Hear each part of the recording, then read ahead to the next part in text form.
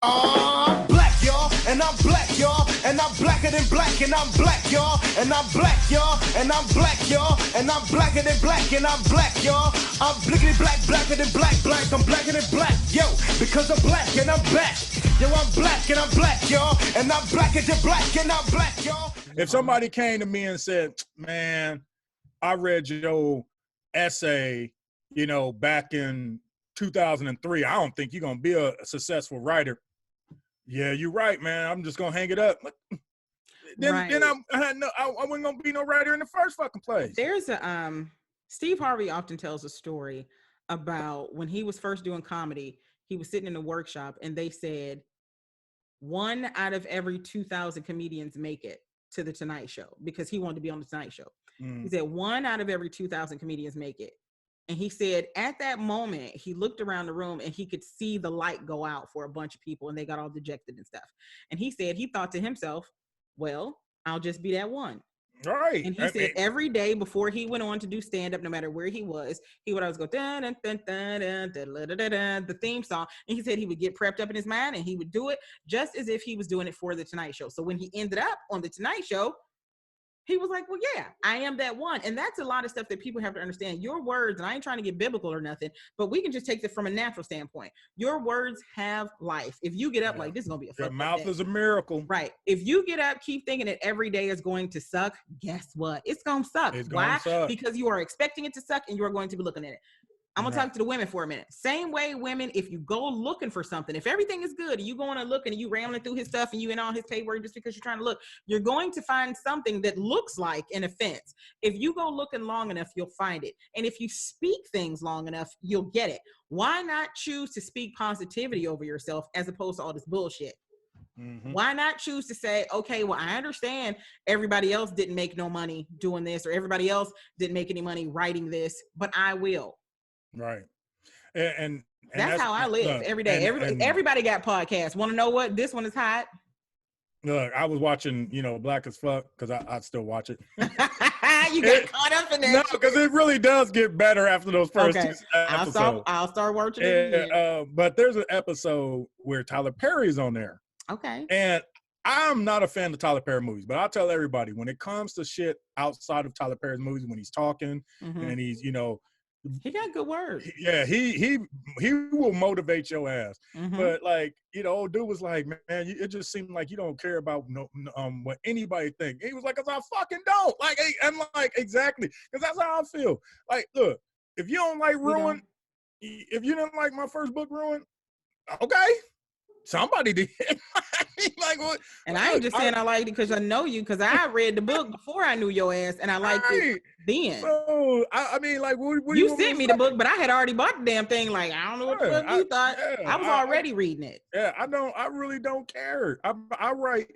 Like this one person was like, oh, write what makes people. They were like, write 90% of what you write should make other people happy, and 10% should make you happy. I'm like, bullshit. I was like, I don't write nothing that don't make me motherfucking happy 100%. Yeah. Who out here is giving that kind of trash ass advice for people? I am not, man. That's somebody who wants you to be a worker bee your entire life. I'm like, no, I don't. Do what makes you happy, and the money and the fame and everything will follow. And I know how I got where I'm at. I was a talkative kid in school, and I would never shut up. Never. All of my report cards say, excellent student, she need to shut up. Excellent student, very talkative. Everything I ever had in school was, she probably need to be quiet. She'd do a little bit better if she was quiet. All of my A's, all of my B's, I never had a bad grade. But what did I have? Problems in my conduct, because I was always telling somebody how I felt, and I was always talking. Years on down the road, I went to school for film. What did I do? I ended up in radio. Why? Because I'm a talker. My high school English teacher, who was always getting on me, called into my show one day. Voice sounded very familiar. And she was like, after she said what she had to say, she was like, you have the perfect job. She was like, because you would never shut up. She was like, and finally somebody is paying you for something you can naturally do. And I was like, well, look at God. And I promise you, it's a gift. I talk about anything. Somebody can throw me any subject and I'm either going to talk about it or what I don't know about it or how I need to look up something about it. I have a gift of talking. That's what I do. Preach. And if somebody else be like, oh, you ain't that good at talking, surprise. Right.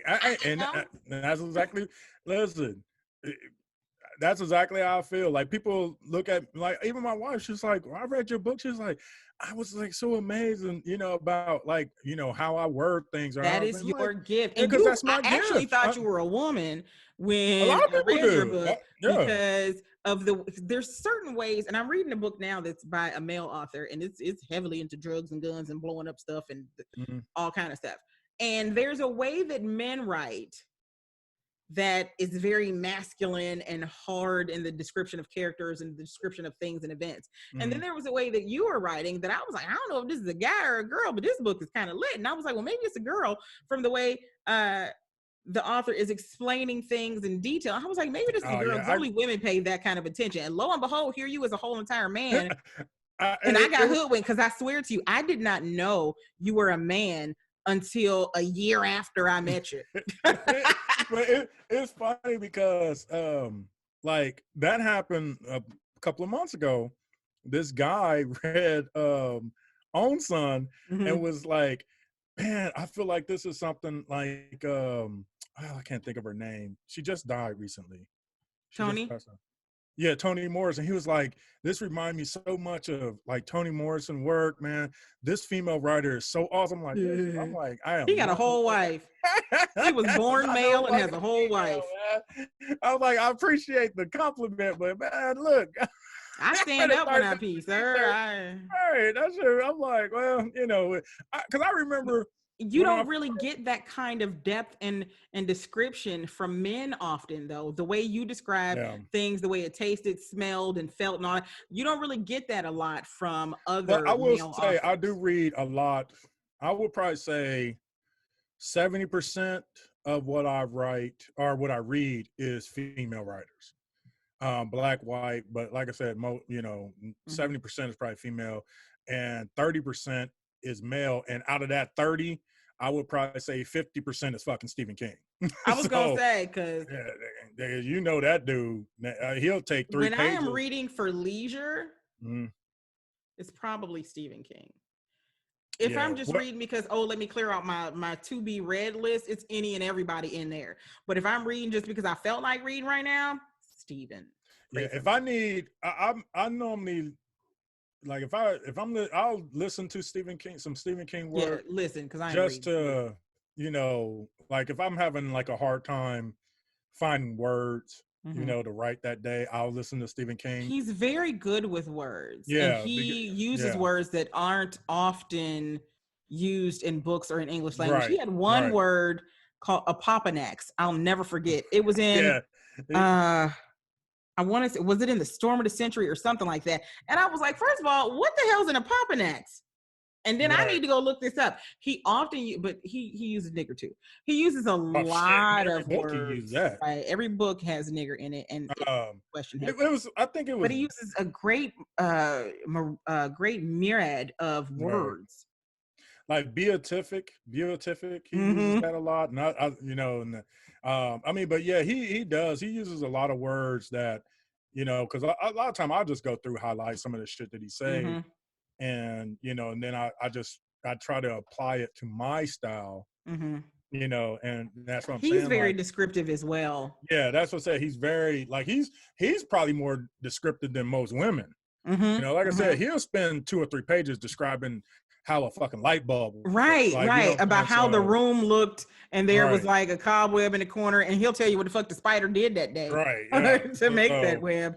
And But his greatest gift, and this is what I try to establish as a writer, is his greatest gift is when you read his work or even listen to his work. Actually, like I said, if you never listen to a Stephen King book, man, you missing out. Something is wrong. Y'all better get on Audible or somewhere and listen to his work. The reader is good. But it's like when you're reading his work, it's like you sitting down at a campfire listening to somebody tell you a fucking story. Right. And love it get that. Creepy. Right. And but I love that. I love how his books are more of a conversation that he's having with you. Like, so favorite author. Let's say we both had to take Stephen off the table. Yeah, Stephen, I don't know. We got to take Stephen off the table. who is your favorite author? Damn it, I nasty. Black, y'all, and I'm black, y'all, and I'm blackity black, and I'm black, y'all, and I'm blickety black, black, black.